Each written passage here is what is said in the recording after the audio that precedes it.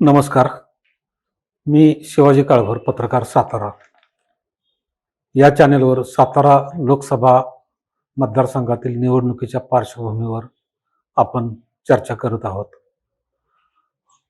आज आपण लोकसभेसाठी जे उमेदवार इच्छुक आहेत, अजून महाविकास आघाडीला कोणत्या पक्षाला जागा मिळणार आहे किंवा महायुतीमध्ये कोणत्या पक्षाला जागा मिळणार आहे, याची निश्चिती नाही. महाविकास आघाडीमध्ये शरद पवारांच्या राष्ट्रवादीलाच ही जागा मिळणार हे जवळपास निश्चित झालेले आहे. परंतु ही जागा भाजपला किंवा उदयनराजेंना मिळणार आहे की नाही, तो अजून प्रश्नच आहे. अजित पवारांनी अजून तर ही जागा आपण सोडणार नसल्याचे ठामपणे सांगितलेले आहे. परंतु वरच्या पातळीवरून काय काय होतंय ते आपल्याला पाहावं लागेल. आता प्रत्येक पक्षाकडून जे जे इच्छुक आहेत त्यांची थोडक्यात पार्श्वभूमी आपण पाहूया. त्यापैकी अजित पवार यांच्या राष्ट्रवादी गटाकडून नितीन पाटील यांनी शड्डू ठोकलेला आहे आणि त्याचबरोबर त्यांचे बंधू वाई खंडाळा विधानसभा मतदारसंघाचे आमदार असलेले मकरंद पाटील यांनीही नितीन पाटील यांच्यासाठी जोर लावलेला आहे. तसं बघायला गेलं तर हे पाटील घराणं किंवा जाधव पाटील घराणं हे राजकीय पार्श्वभूमी असणारं घराणं. त्यांचे वडील लक्ष्मणराव पाटील हे 11 वर्ष जिल्हा परिषदेचे अध्यक्ष होते. त्याच्यानंतर किसनवीर सातारा सहकारी साखर कारखान्याचे अध्यक्ष होते. त्याच्यानंतर ते खासदारही झाले, दिल्लीला गेले, म्हणजे जुन्या सातारा लोकसभा मतदारसंघातून. त्यावेळेला एकदा अशी वेळ आली की तात्यांना खासदारकीची म्हणजे इथं काँग्रेसला उमेदवार मिळत नव्हता दिल्लीला जाण्यासाठी. कराडमधून पृथ्वीराज चव्हाण वगैरे ती परंपरा होती. परंतु साताऱ्यातील बरेच इच्छुक, मग अभयसिंह राजे असतील, प्रतापराव भोसले असतील, दिल्लीला जायचे फारसे कोण इच्छुक नसायचे. त्यावेळेला ह्याच्या अगोदर एकदा पूर्वी प्रतापरावांना दिल्लीला खासदार म्हणून पाठवण्यात आलं.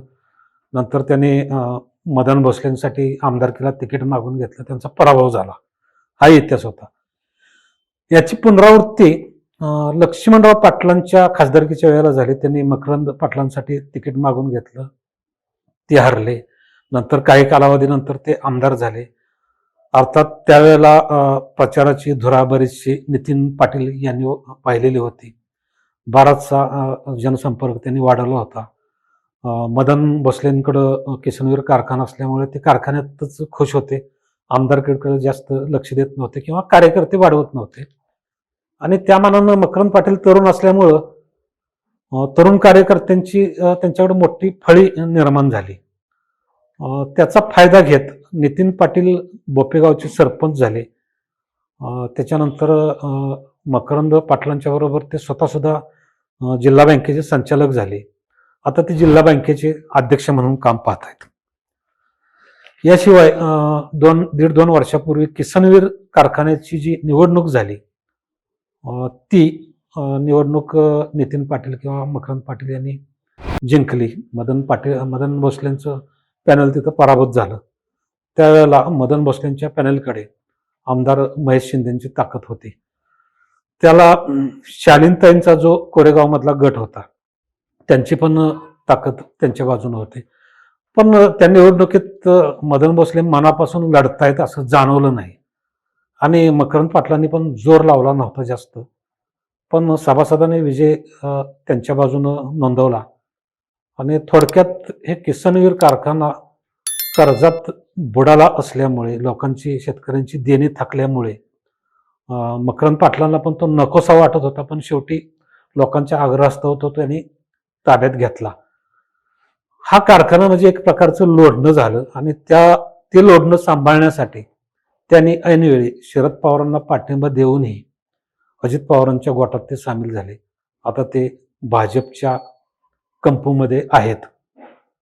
आणि अशी गोष्ट असताना अजित पवारांना नितीन पाटील यांच्या एवढा योग्य उमेदवार दुसरा सापडत नाही. एकतर एकच मतदारसंघ त्यांच्या ताब्यात आहे. जिल्हा बँक अजित पवारांच्या ताब्यात आहे.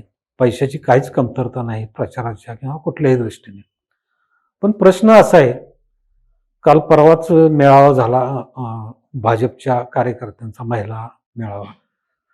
तिथं मदन भोसलेंच्या कन्या सुरभी भोसले यांनी उदयनराजेंनाच हा मतदारसंघ सोडण्यात यावा आणि त्यांचीच उमेदवारी घोषित करण्यात यावी अशी मागणी केली.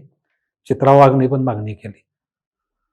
ही मागणी नितीन पाटील यांना विरोध म्हणून असू शकते, कारण जाधव घराणे हे त्यांचे पारंपरिक विरोधक आहेत. आता अशा सर्व पार्श्वभूमीवर नितीन पाटील यांच्या उणिवा आणि जमेच्या बाजू बघायच्या झाल्या तर एकतर अनेक सत्ता त्यांच्या घरात केंद्रित झालेल्या आहेत. ज्या 3 वेळा खासदार प्रतापराव भोसले, लक्ष्मणराव पाटील, अभयसिंहराजे भोसले जिंकले, त्यांचे 3 पुत्र हारले. आता भाऊ खासदारकीला उभा राहिला तर आमदारकीला काही धोका निर्माण होईल का, असं मकरंद पाटील यांना वाटणं साहजिक आहे. त्यामुळे ते फारसा जोर लावणार नाहीत. कसेही करून ही जागा भाजपच्या पदरात किंवा अन्य कोणत्याही राष्ट्रवादीच्या अजित पवार गटाच्या उमेदवाराच्या पारड्यात गेली तर बरं होईल, असं कदाचित त्यांना वाटत असावं. ही एक नितीन पाटलांची कमकुवत बाजू, नंतर येतीलच त्या. पण जमेच्या बाजू, सत्ता केंद्रित झालेली त्यांच्या घरात, ह्या जमेच्या बाजू आहेत. जिल्हा बँक त्यांच्याकडे आहे, त्यांचा स्वभाव चांगला आहे, तरुण आहेत ते, संपर्क दांडगा आहे. जिल्हा बँकेच्या माध्यमातून ते काम करतायत चांगलं. त्यांच्या उणिवाच्या बाजू म्हणायला गेलं तर ज्या जमेच्या बाजू आहेत त्याच उणिवा असं म्हणता येईल. कारण जरी वाई मतदारसंघात त्यांच्या सत्ता केंद्रीकरणाबद्दल कोणाची काय तक्रार नसली तरी बाकीच्या ठिकाणी त्यांच्याबद्दलच्या तक्रारी असू शकतात. त्यामुळं ती एक त्यांची उणिवेची बाजू आहे.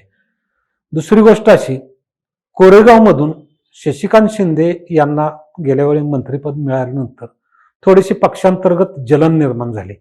त्यात मकरंद पाटील यांचं नाव पुढं होतं. मग शशिकांत शिंदेचं मंत्रिपद वगैरे जे डोळ्यात खोपत होते, त्यात मग उदयनराजे भोसले होते, शिवेंद्रराजे भोसले होते. ह्या तिघांच्या डावपेचांचा एकत्रित परिणाम म्हणून गेल्या वेळेला शशिकांत शिंदेचा पराभव झाल्याने ते गाफील राहिले. त्यावेळेला कारखान्याच्या वेळेला महेश शिंदेनी मदन भोसलेंना पाठिंबा दिला होता. मदन भोसले हे उदयनराजेंच्या जास्त जवळचे आहेत.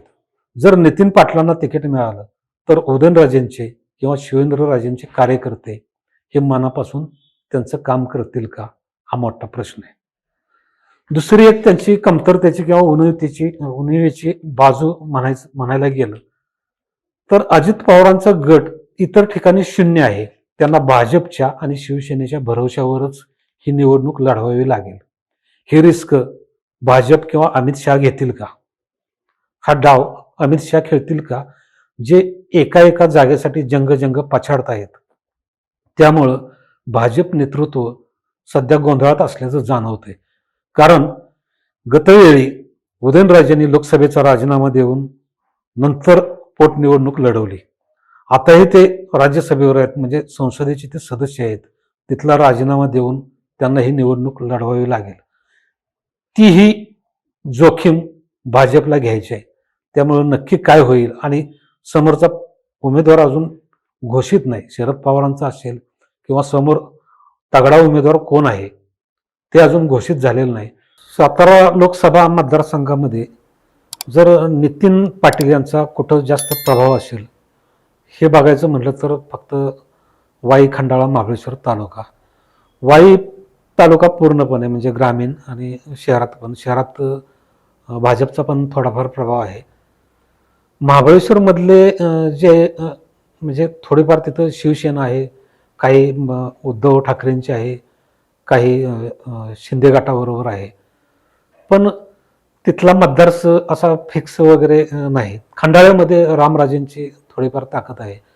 खंडाळ्यातील खंडाळा सहकारी साखर कारखाना जो की मदन भोसलेंनी उभा केला होता शंकरराव गाडवेंना घेऊन, तो सुद्धा सध्या मकरंद पाटील यांच्या गटाच्याच ताब्यात आहे. त्याशिवाय पंचायत समिती, खरेदी विक्री संघ, बाजार समिती वगैरे ही सत्ता केंद्रे त्यांच्याच ताब्यात आहेत. त्यामुळे नितीन पाटलांचा प्रभाव फक्त याच भागावर पडू शकतो. बाकी जिल्ह्यात प्रभाव पडण्याची शक्यता तशी कमीच वाटते.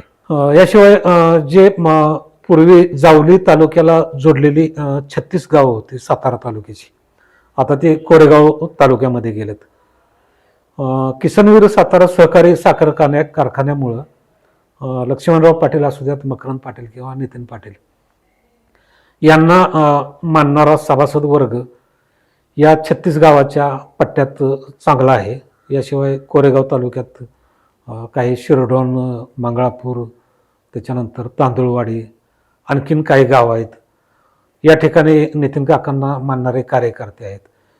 म्हणजे साधारण सातारा, कोरेगाव, वाई, खंडाळा, महाबळेश्वर, कोरेगाव या 4 तालुक्यांमध्ये चांगला प्रभाव आहे. कोरेगावमध्ये कमी आहे, परंतु इतर तालुक्यांमधलं काय सांगता येऊ शकत नाहीत.